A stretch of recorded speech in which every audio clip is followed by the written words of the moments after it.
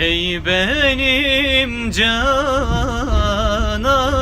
canım, dağlar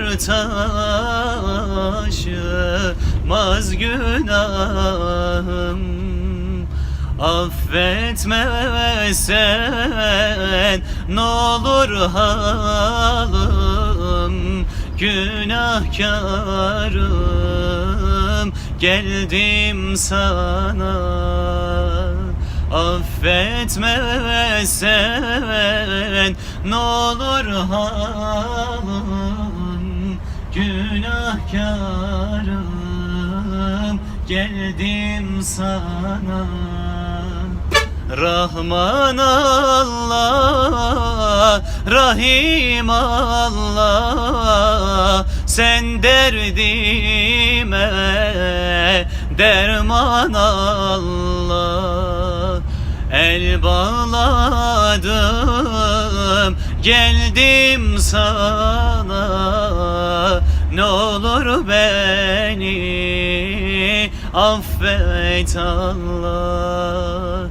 El bağladım geldim sana, n'olur beni affet Allah.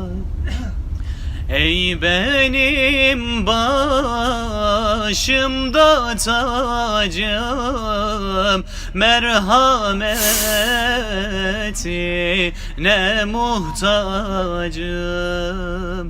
Rahmet eyle dinsin acım, günahkarım geldim sana. Rahmet eyle dinsin acım, günahkarım geldim sana. Rahman Allah, Rahim Allah, sen derdime derman Allah.